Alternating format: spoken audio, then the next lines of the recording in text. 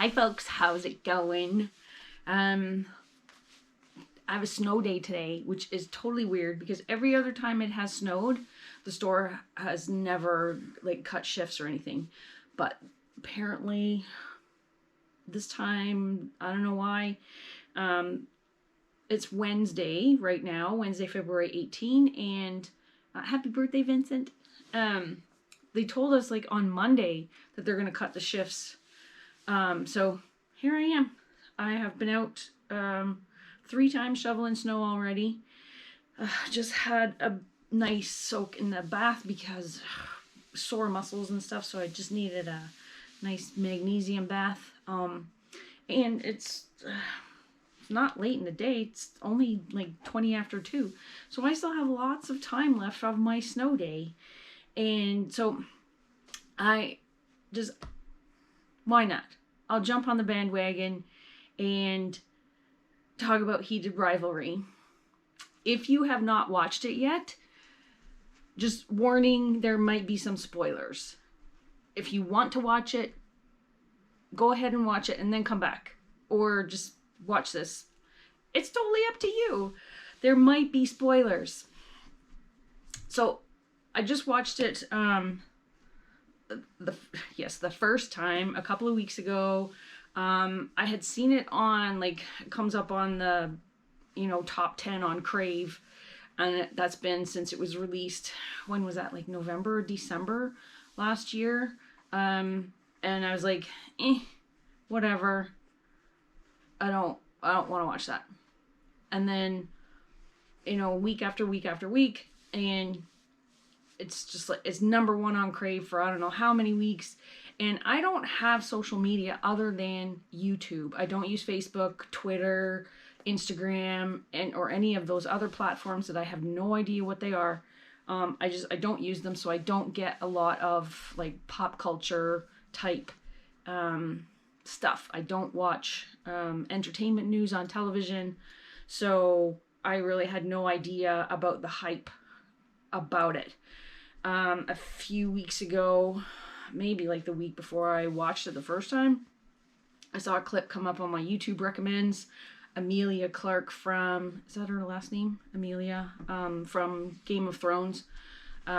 She was on one of the late night chat shows in the US, and the title said, Emilia Clarke thinks Heated Rivalry is too hot for England. I'm like, what? Sex Ed came out of England. Queer as Folk came out of England. How is Heated Rivalry too hot for England? So, of course, I had to watch it. So I watched the first episode. Thought it was well done. Cindy Lou is just making herself comfortable. So I thought that was really well done. I got into the characters. I enjoyed that. And then so went into episode 2. And that was enjoyable. And then episode 3, the skip-isode, as I've heard it referenced on a couple of other YouTube channels, was brilliant. I thought that was awesome. I really like Francois Arnault. I've seen him in a couple of other things. All of the other actors in it are like completely unknown to me except for Francois Arnault. I have never seen any of the other ones. I have not even seen Jacob Tierney, anything that he has done. I know of him. I know of the shows that he has done here in Canada. I just have never seen any of them. So, and I'd never heard of the books. Ever, never heard of the books. I haven't walked into a bookstore in I don't know how long. And, excuse me, Cindy Lou wants to play.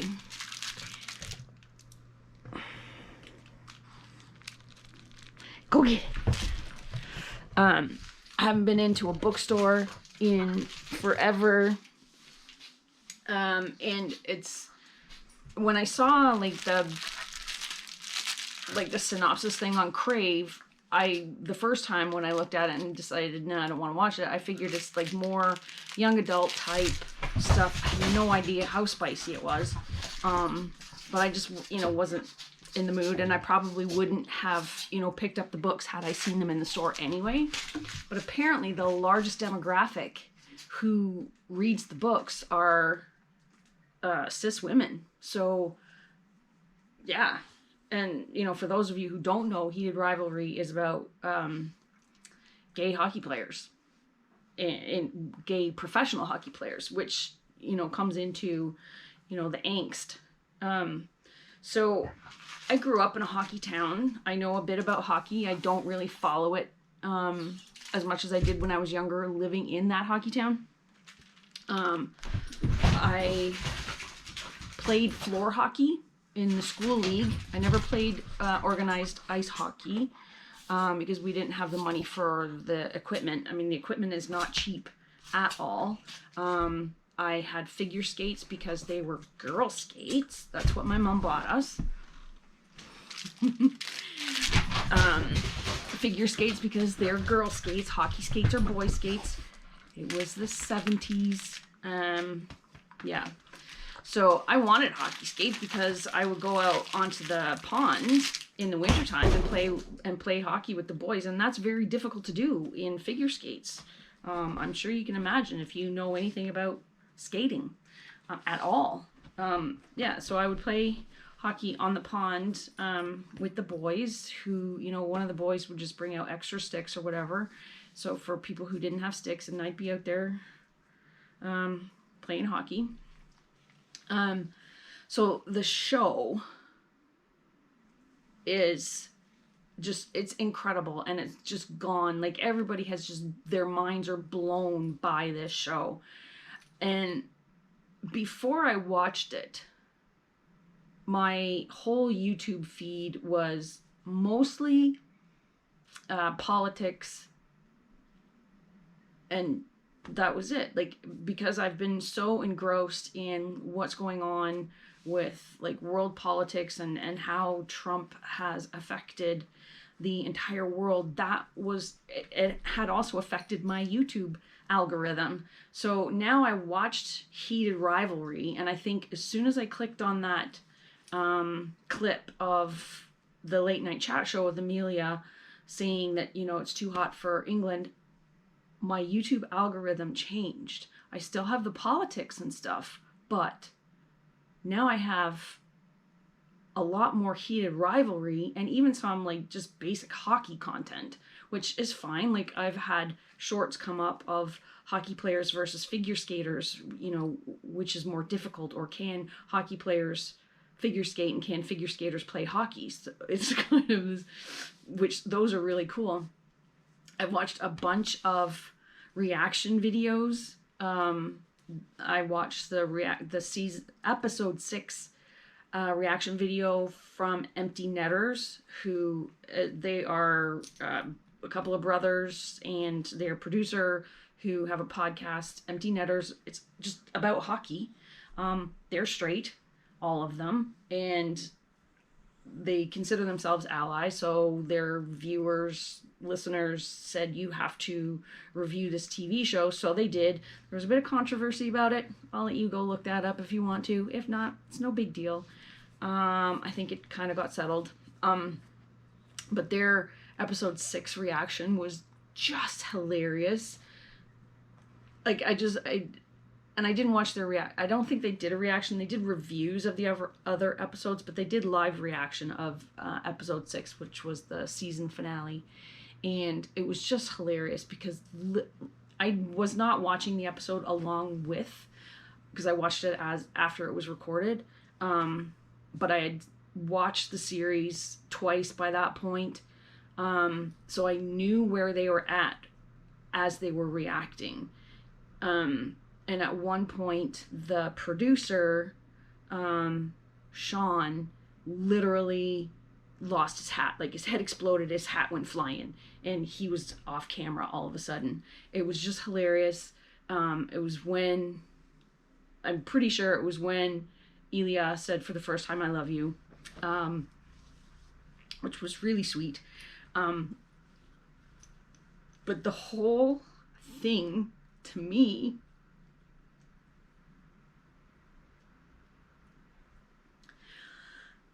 I mean, it's really, really good. And I appreciate the story, and I like that it's normalizing, to a point, it's normalizing same-sex relationships. But in that particular universe, same-sex marriage is not even mentioned. Like, in Canada, okay, so the character of Shane Hollander is originally from Ottawa, Ontario. Ontario legalized same-sex marriage in 2003. Federally, Canada legalized same-sex marriage in 2005. I remember my in-laws telling me the entire country is going to hell. Yeah, they're from North Carolina, my in-laws. And then in America, same-sex marriage was legalized, I believe it was 2016. So the time span of the storyline of season 1 goes from 2008 until 2017. So somewhere in that point, like at any point in that story, there could have been like same-sex people getting married in their universe, and it, you know, it would be totally normal. But because in Rachel Reed's universe, Rachel Reed being the author of the book series, I guess same-sex marriage doesn't exist. I don't know, because I've not read the books, but it's not mentioned in the television series. And at one point, they're even talking about how can Ilya, who is from Russia, where homosexuality is not exactly, it's not illegal, but it's not as accepted as it is here in North America or the rest of the world even. Well, the rest of the Western world. There are some Eastern countries where, I mean, you can get stoned to death if you're homosexual. But Ilya being from Russia, he can't come out.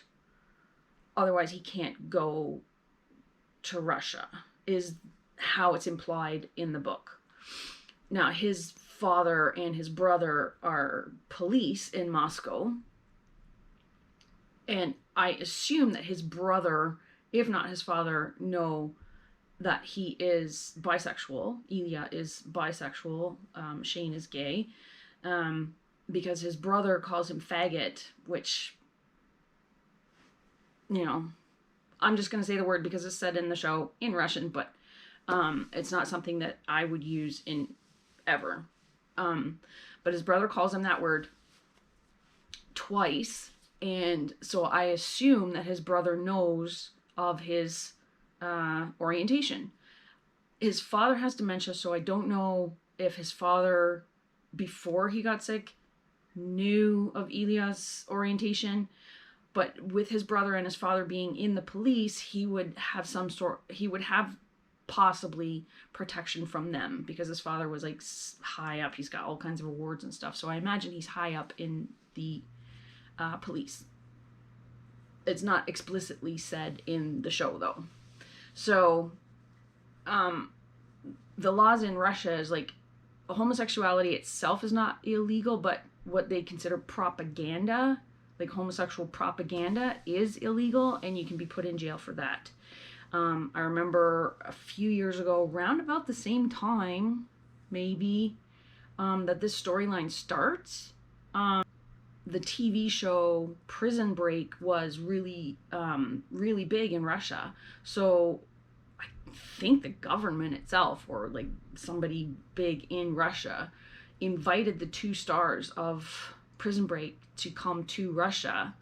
And Wentworth Miller, who was in the show, wrote them a polite letter back and basically said, no, because you'll arrest me because I'm gay. He had never even to that point come out publicly, but he felt it was necessary because of what was going on in Russia. And so yeah, that's kind of what Russia is like. So Ilya has that he can't come out, otherwise he can't go back to Russia. Shane doesn't want to come out publicly because because hockey, it's a manly man sport. Anyone who has come out to this point, like in real life, anyone who has come out to this point in professional hockey has basically just hung up their skates afterward, which is very sad. I find the whole premise of them, I mean, Scott did come out and invite Skip down to the ice in episode 5. And then Ilya called, "I'm coming to the cottage." But I don't know. Me and Yuna, me and Shane's mom, are we the only two people who find it very, very sad that the planning that they're doing is to stay closeted until they retire? I mean, like, they're only in their like mid to late 20s-ish. I think it starts they're 18 years old, and just going into their rookie year. I think they're 17 or 18 years old, and then it spans 9 years. So, yeah, like they're still very, very young. They still have potentially a lot of years of hockey to play. Like Sidney Crosby, who has been, trying to think of the word, who a lot of the straight hockey players who I've seen reviews of say that, you know, it seems like, you know, these guys are kind of like Sidney Crosby and some other guy that I don't know the name of, apologies to hockey fans, that like they started the same year and they're both like really, really, they're rivals, they're on opposing teams, they and they're just, you know, really, really good players. So they, you know, complement the two players in the heated rivalry series with these two real life players.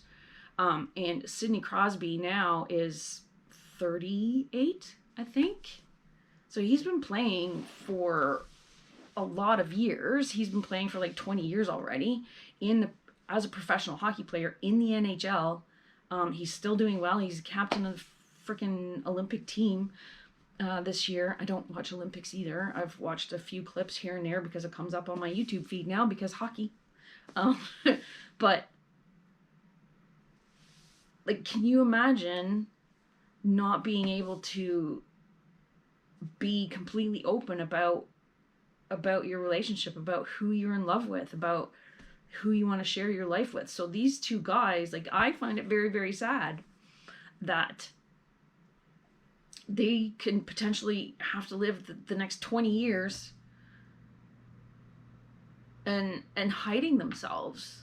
I mean, it's great that they came out, that they're, you know, his parents know, that Shane's parents know. Ilya's parents are both dead, so he's not too concerned about that. He's going to try and get a Canadian passport so that they can at least be close together. But they can't live together, they can't get married unless the whole Skip ship, Scott and Kip relationship, somehow miraculously changes the whole dynamic of this universe. And because Scott came out and so publicly on national television during the playoffs when they win the cup, like, if that changes the whole universe and then they can finally come out. But I mean, they might still need to wait until Ilya can get a Canadian passport and doesn't have to go back to Russia ever again. Like, it's just so messed up, like, I find it hurtful and sad that they have to potentially live the next 20 years not together but not together, if you know what I mean. It's just sad. I'm happy they have each other, but yes, fictional characters, I'm probably way too invested. But like, am I the only one that finds it sad? I mean, I'm glad that my YouTube algorithm has been cleansed. I am glad that I watched this series, and because it's still snowing, and it's been snowing for I don't know how many hours, and I've shoveled 3 times already, and I'll probably have to shovel 3 more times. But I have I have time today. I can binge it again. I just need to do laundry. I can do laundry and binge television all at the same time. So, yeah. And another cool thing, just some trivia if you have not watched Heated Rivalry yet, or if you have watched Heated Rivalry but you haven't, got invested as much. The young woman who plays Svetlana in the TV series is the great grand niece of a player from the Russian team from the 1972 Summit Series, which if you are Canadian or Russian, you know. It's like a huge hockey series from the 1970s. Canada won. Yeah, because hockey is Canada's game. We win. But yeah, so it's pretty cool that she's from Toronto. But her great uncle played on the Soviet team for Russia. At the time, it was the Soviet Union, not Russia. Yeah, and she apparently knows quite a lot about hockey. So she played a character who knows a lot about hockey, and her character, her grandfather was the goalie for the Russian team for the Summit Series, or the equivalent in that universe of the Summit Series. So how they found this woman to play this role, I don't know, but Jacob Tierney is apparently a magic maker. Putting this cast together was just, it's just absolute brilliance. Most of them were completely unknown before they got these roles. They were like the two main actors, Connor Story and Hudson Williams, were waiting tables when they were auditioning, and like a week before they flew to Toronto to start filming. As I said, Francois Arnault was he was in The Borgias, which I had seen before, and something else that I'd seen him in. But he's been in a few things, and he's been working for quite a while. Yeah, and the guy who plays Shane's father, whose name escapes me right now, he's well-known Hollywood guy, or like well-known in Hollywood because he's been around for quite a while and done a lot of like big shows. I just can't remember his name at the moment. I'll put it down here somewhere. Yeah, so I might just